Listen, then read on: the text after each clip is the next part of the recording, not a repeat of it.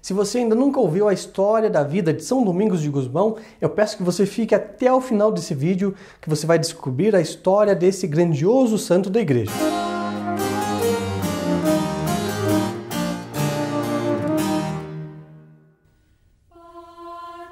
Salve Maria, meu nome é Marcelo Siqueira e hoje nós vamos ver a belíssima história da vida de São Domingos de Gusmão. Se você ainda não for inscrito no canal Fátima, Sua Grande Esperança, eu peço que você clique aqui embaixo, faça sua inscrição, ative o sininho das notificações, dê seu like, porque é importante para o YouTube sugerir esse vídeo para as pessoas, para os católicos que estão procurando vídeos sobre a vida de São Domingos de Gusmão. Também, se você quiser participar do sorteio do kit do devoto de Nossa Senhora, eu peço que você veja aqui na descrição, vai ter um link para você se inscrever para concorrer uma belíssima imagem de Nossa Senhora de Fátima. Essa imagem aqui, réplica da imagem que vai todos os dias peregrinando na casa das pessoas aqui em Brasília, no Brasil todo, nas principais capitais. Então, se você quiser ganhar essa imagenzinha, um terço e também um método para você rezar o rosário, vai estar aqui na descrição o link para você se inscrever. Assim que esse canal chegar a 1000 inscritos, nós vamos fazer o sorteio desse kit do devoto. Então não perca tempo, entre aqui no link abaixo, faça sua inscrição agora mesmo. São Domingos de Gusmão foi um grande devoto da Santíssima Virgem. Aí já é um sinal de predestinação, um sinal de salvação, que é ser devoto de Nossa Senhora. Ele, segundo a tradição, recebeu das mãos de Nossa Senhora o Santo Terço e como rezá-lo. São Domingos de Gusmão nasceu na cidade de Caleruega, na Espanha, na antiga Castela, em 24 de junho de 1170. Seus pais eram pessoas virtuosas, Félix de Gusmão e Joana de Asa. Essa senhora, a beata Joana, mãe de São Domingos, foi até um santuário de São Domingo de Silos. Esse São Domingo de Silos, que foi um grande abade na Idade Média, ela fez lá uma novena a São Domingo de Silos.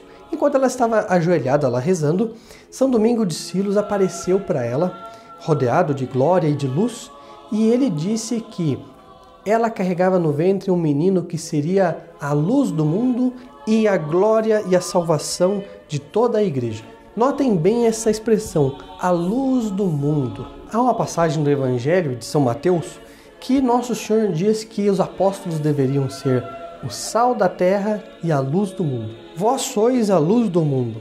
Não se pode ocultar uma cidade que esteja situada sobre um monte, nem se acende uma candeia e se mete debaixo do alqueire, mas sim sobre o candeeiro, a fim de que brilhe a todos os que estão em casa. Assim brilha a vossa luz diante dos homens, para que vejam as vossas boas obras e glorifiquem a vosso Pai que está nos céus. São Domingos de Gusmão, que ainda estava dentro da mãe dele, tinha a vocação, era chamado a ser a luz do mundo pelo seu bom exemplo. E aí nós temos uma lição para nós devemos ser a luz do mundo. Vejam as principais virtudes de São Domingos de Gusmão que caracterizavam a sua santidade. Ele era modesto, era recolhido, era humilde, era devoto, era temperante e era obediente. Ele era chamado a ser este candeeiro, ele era chamado a iluminar a todos que estão na casa. Ele era chamado para dar o bom exemplo a toda a igreja. Bom exemplo do quê? De devoto de Nossa Senhora, de devoto e pregador do Santo Rosário. Os padres da igreja nos ensinam que o católico, o cristão, deve ser um outro Cristo. A expressão é Christianus alter Christus. São Domingos de Gusmão, desde a sua mais tenra juventude, foi formando seu caráter para ser um outro Cristo. Ele foi com 14 anos para a universidade. Imaginem, um jovem com 14 anos já vai para a universidade em Castela, em Palência no caso, e ele dava lições na universidade. Então com 14 anos ele estudava na universidade, mas também dava aulas na universidade. Muitos padres, muitas pessoas com problemas de consciência, com dúvidas da Sagrada Escritura, vinham até ele para ele resolver aqueles problemas de consciência, muitas vezes, que devia ser um confessor experimentado. São Domingos de Gusmão resolvia os problemas. Durante 10 anos ele ficou aprendendo e pregando nesta universidade. Depois ele ficou 9 anos dentro dos cônegos de Santo Agostinho. Logo que ele chegou nessa cidade, ele já conquistou as pessoas, porque elas viam na fisionomia dele que ele tinha santidade. O bispo da cidade, que era a cidade de Osma, que era prior dos cônegos de Santo Agostinho, já colocou ele como vice-prior. Só não colocou ele como prior porque o bispo tinha que ser o prior no caso. Mas ele ficou aí 9 anos formando os jovens, dando um bom exemplo e também praticando aquelas virtudes que seriam necessárias para ele fundar depois os dominicanos, que é a ordem que ele fundou. E ele aí com 33 anos, já formado o seu caráter, a sua santidade, exatamente a idade perfeita de nosso Senhor Jesus Cristo, ele recebe uma missão de ir até a Dinamarca com o bispo, para o bispo tratar do casamento do filho do rei Afonso VIII com uma das princesas da Dinamarca. Então começa a viagem. Eles vão em direção à Dinamarca, eles têm que passar da Espanha para a França, para o sul da França, e esse percurso tem que atravessar os Pirineus, que são montanhas altas com gelo, e eles precisam atravessar isso para chegar até o sul da França. Então eles chegam lá bem cansados, e lá eles ficam alguns dias no sul da França. Porém, nessa época, o sul da França estava enfrentando uma heresia terrível, que era a heresia dos cátaros, sobretudo numa cidade chamada Albi, nos albingenses, cátaros albingenses, e ele passa ali e vê a destruição que a heresia estava fazendo nos costumes, na religiosidade. Para vocês terem uma ideia, a heresia dos cátaros era uma verdadeira bagunça. Cada um pregava uma coisa. Então tinha uns que pregavam o miserabilismo.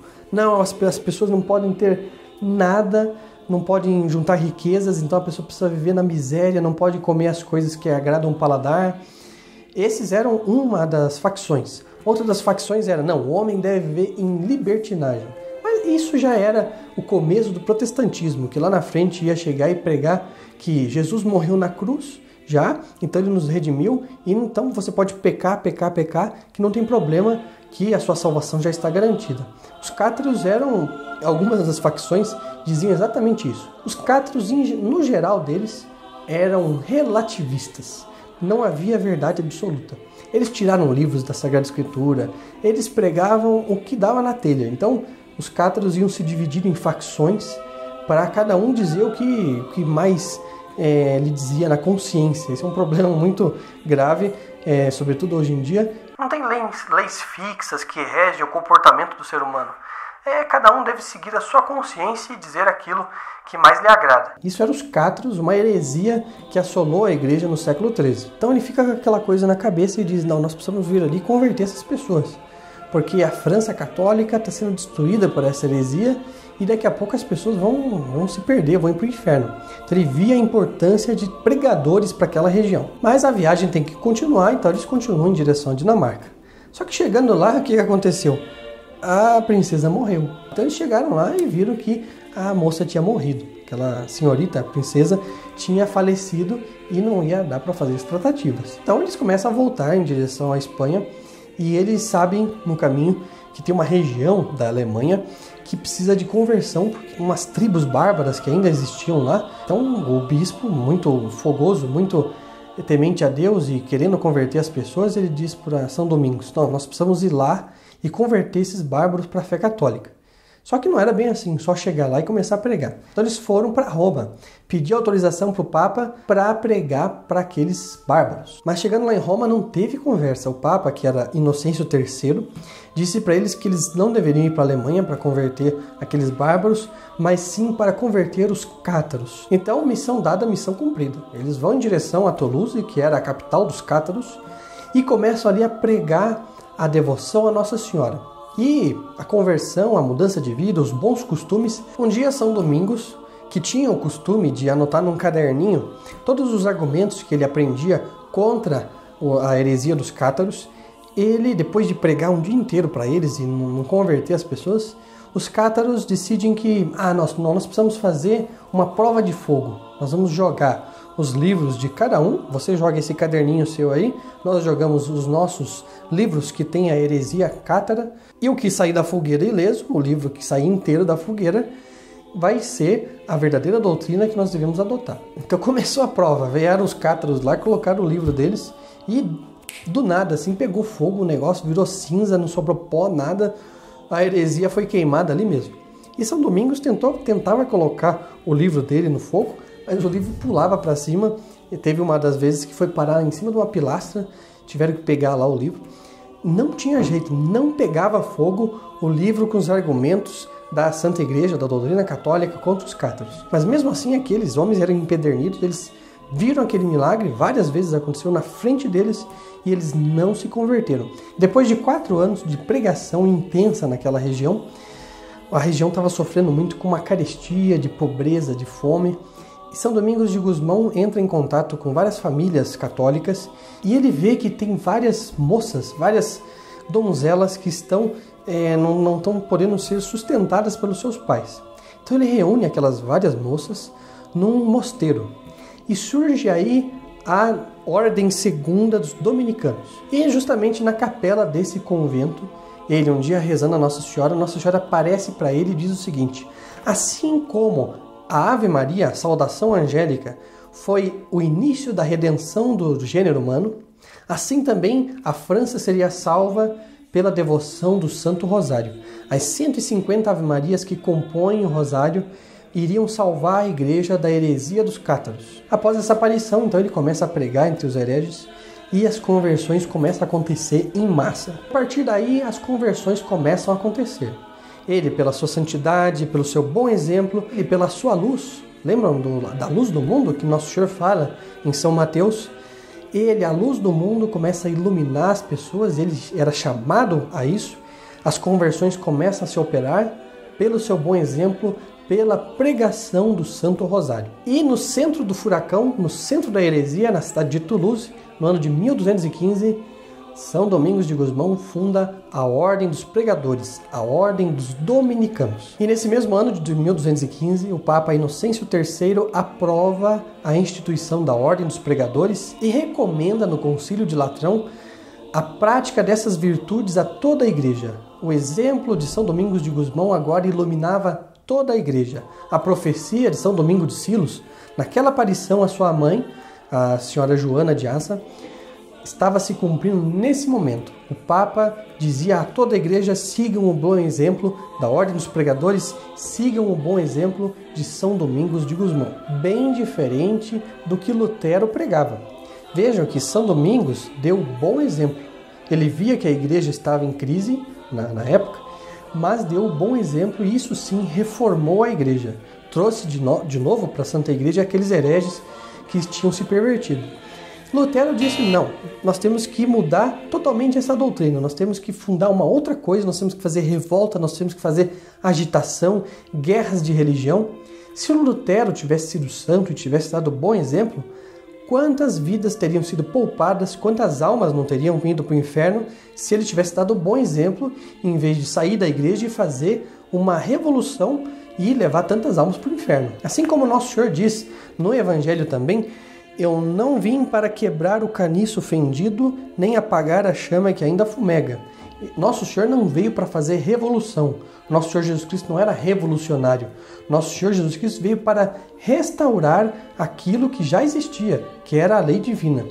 Também São Domingos de Gusmão veio para dar o bom exemplo e, pelo bom exemplo, restaurar a Santa Igreja que estava em crise na França. Esta é a verdadeira reforma, não a reforma protestante. É a reforma da virtude, da santidade, do bom exemplo, da devoção a Nossa Senhora. Em uma dessas viagens que ele fez a Roma, ele estava andando lá por Roma e de repente ele viu longe assim um monge vestido com umas roupas assim bem simples, bem uns andrajos assim mesmo. Via-se que o monge estava pregando a pobreza. E ele viu, o monge também viu ele, e eles foram um em direção ao outro e se abraçaram. Eles nunca tinham se visto. Quem que era esse monge? Esse monge era São Francisco de Assis, que estava ali em Roma para pedir a aprovação da Ordem dos Franciscanos. E no meio daquele encontro de dois santos, eles abraçados ainda, São Domingos fala para São Francisco: somos companheiros e criados de um mesmo Senhor. Os mesmos negócios tratamos, os mesmos são os nossos intentos. Caminhemos como se fôssemos um só, e não haverá força infernal que nos desbarate. E aí estava sendo fundada então a Ordem Dominicana e a Ordem dos Franciscanos, que vinham justamente para reformar os costumes, reformar a Santa Igreja, que estava em perigo naquela época, né? A doutrina católica estava em perigo pela heresia dos cátaros, também pelo desregramento dos bons costumes, e veja que São Francisco e São Domingos são as colunas que sustentam a Igreja no século XIII. São Domingos faleceu em 1221, com 51 anos de idade, e foi canonizado pelo Papa Gregório IX em 1234. Assim brilha a vossa luz diante dos homens, para que vejam as vossas boas obras e glorifiquem a vosso Pai que está nos céus. Esse é o chamado daqueles que assistem esse vídeo. Esse é o chamado daqueles que são verdadeiros devotos de Nossa Senhora. Todos nós somos chamados a sermos outros domingos, outros Cristos, cristianos alter Cristos. Pelo nosso bom exemplo, pela nossa virtude, pela nossa santidade, assim nós reformaremos os costumes, principalmente nos dias atuais. Sejamos essa luz para o mundo, sejamos esses devotos da Santíssima Virgem. E aí nós vemos o chamado de Nossa Senhora em Fátima, o chamado de Nossa Senhora para a devoção do Santo Terço, para a devoção do Santo Rosário, do Terço em Família. Se você ainda não viu os últimos vídeos que nós fizemos sobre a devoção do Santo Rosário, eu vou deixar aqui no card para você entrar e ver quão importante nos dias atuais é essa devoção tão cara a Nossa Senhora, que é a devoção do Santo Rosário, tema central das aparições de Nossa Senhora de Fátima. Se você tiver alguma dúvida, algum comentário, eu peço que você escreva aqui nos comentários. Se você ainda não é inscrito em nosso canal, eu peço que você se inscreva já, ative o sininho das notificações, dê seu like para que esse vídeo possa ser recomendado para outras pessoas e não deixe de compartilhar esse vídeo com seus amigos e parentes. Que Nossa Senhora ajude a todos. Salve Maria!